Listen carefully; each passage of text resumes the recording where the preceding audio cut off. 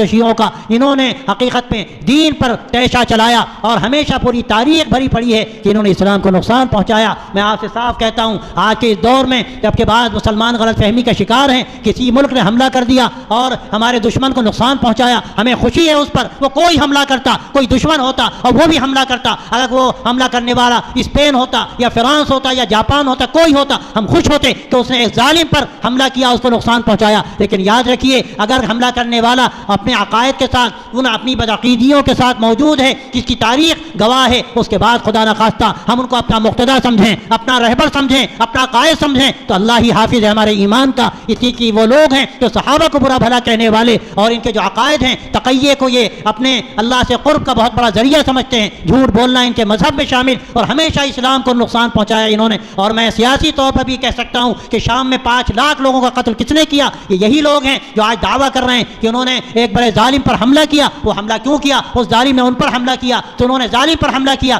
لیکن وہ بیچارے نہتے مسلمان جن کو ضرورت تھی کہ ان کا کوئی ساتھ دیتا، ان کا ساتھ دینے والا کون ہے؟ جب صلح کی بات آئی ایک لفظ نہیں کہا اس نے کہ ہم اسی وقت صلح کریں گے جب حملہ بند کیا جائے ان مظلوموں پر جن پر 2 سال سے حملہ لگاتار کیا جا رہا ہے، ان کو تخت و تاراج کیا جا رہا ہے، ان کے بچوں کو اور ان کی عورتوں کے پراخے اڑائے جا رہے ہیں، لیکن توفیق نہیں ہوئی۔ میں آپ سے صاف کہتا ہوں یہ غلط فہمیاں ہرگز نہیں رہنی چاہیے۔ یہ وہ لوگ ہیں جنہوں نے اسلام کو ہمیشہ نقصان پہنچایا، مسلمانوں کو ہمیشہ نقصان پہنچایا۔ ان سے ہمارا بنیادی اختلاف، یہ اختلاف مسلک کا اختلاف نہیں ہے۔ بہت سے لوگ کہتے ہیں ہمیں اتحاد کرنا چاہیے، اتحاد تو ہمیں سب سے کرنا ہے، انسانی بنیادوں پر بھی اتحاد ہوتا ہے، اور جو لوگ اپنے آپ کو مسلمان کہتے ہیں وہ مسلمان ہو یا نہ ہو، کبھی نہ کبھی ان سے بھی ہمارا اتحاد ہوتا ہے۔ لیکن اس کا کیا مطلب ہے؟ جو عقیدہ اپنے عقیدے میں بگاڑ رکھتا ہو، جو گمراہی رکھتا ہو، کیا ہم اس کے عقیدے کو قبول کر لیں گے اتحاد کے نتیجے میں؟ ایک لمحے کے لیے ہم اس کو گوارا نہیں کر سکتے کہ ان کا عقیدہ ہے وہ عقیدہ گمراہی کا عقیدہ ہے، اور ایک لمحے کے لیے بھی ہم اس عقیدے کو اختیار نہیں کر سکتے۔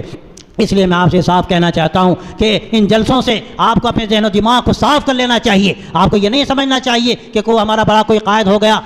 بڑی بڑی تصویریں لگائی جا رہی ہیں اور مجھے معلوم ہوا کہ سنی یہ کام کر رہے ہیں کہ وہ تصویریں لگا رہے ہیں، یہ تو عین حرام چیز ہے، نامناسب چیز ہے۔ اور پھر ایسے شخص کی تصویر لگانا جو تقیے کا قائل ہو، جو سب صحابہ کا قائل ہو، جو شرک میں مبتلا ہو، وہ اپنی جبہ و دفتار سے کچھ بھی دکھائے، لیکن یاد رکھیے جب تک کہ اللہ کے نبی صلی اللہ علیہ وسلم سے سچی وفاداری کا دم نہ بھرے، اور جب تک حضرات شیخین کی افضلیت کا کوئی قائل نہ ہو، حضرات صحابہ رضی اللہ تعالی عنہم کی عظمت و محبت اس کے دل میں نہ ہو، جب تک حضرات اہل بیت کی محبت و عظمت اس کے دل کے اندر نہ ہو، اس وقت تک کوئی سچا صاحب ایمان نہیں ہو سکتا۔ اس لیے ہمیں حقیقت کو سمجھنے کی ضرورت ہے کہ ہم دھوکہ نہ کھائیں۔ یقیناً ہم اس پر خوش ہیں کہ کسی نے حملہ کیا ظالم پر، اور کوئی بھی اگر اپنے اندر انسانیت رکھتا ہے اور دھڑکتا ہوا دل لگتا ہے تو ایسے ظالم کے ساتھ کوئی بھی بدسلوکی کرے، کوئی بھی اس کے ساتھ اس پر حملہ آور ہو، ہمارے لیے اشکوئی ہے، ہمیں اس سے خوشی ہے، لیکن ہمیں یہ فرق سمجھنے کی ضرورت ہے۔ ایمان ایک طرف، عقیدہ ایک طرف، اس سے ہم ایک لمحے کے لیے بھی عزت بردار نہیں ہو سکتے، اور ہم کبھی بھی اس سے کمپرومائز نہیں کر سکتے۔ میں ضروری سمجھتا ہوں کہ آج کے اس ماحول میں آپ کے سامنے اس حقیقت کو واضح کروں تاکہ یہ غلط فہمی نہ ہو۔ یہ جو فرق ہے وہ اپنی جگہ پر ہے، اور یہ اتنا بڑا فرق ہے کہ ہم یہاں اس ملک میں ہم بات کہتے ہیں اور پسند بورڈ میں ہم ساتھ رہتے ہیں، اور یہ اس بات کو ہم لوگوں کے سامنے باور کرتے ہیں کہ ہم سب ایک ہیں، لیکن جو اپنا فرق ہے اس فرق کو سمجھنے کی ضرورت ہے۔ اس لیے کہ فرق بنیادی ہے اور عقائد کا فرق ہے، کسی مسلک کا فرق نہیں ہے۔ جو فرق شیعوں میں اور روافض میں اور اہل سنت میں ہے، اس فرق کو ہمیشہ ملحوظ رکھنے کی ضرورت ہے۔ بس میرے بھائیوں، اگر ہم نے اس حقیقت کو سمجھ لیا تو یہی پیغام ہے ان جلسوں کا کہ آپ کے عقائد درست رہیں، آپ کی فکر درست رہے، آپ حقیقت پر قائم رہیں، آپ صحابہ کی محبت پر قائم رہیں، اہل بیت کی محبت پر قائم رہیں۔ اور یہ دو ایسی بنیادیں ہیں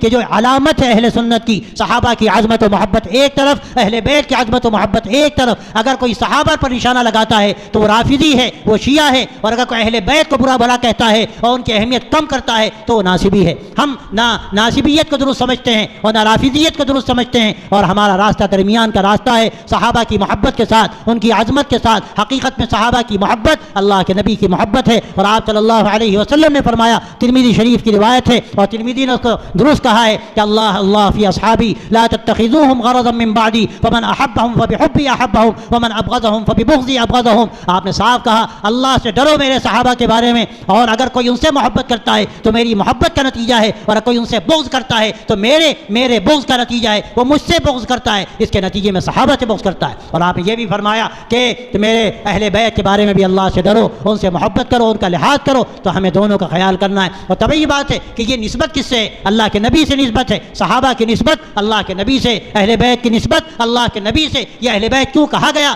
قرآن مجید کہتا ہے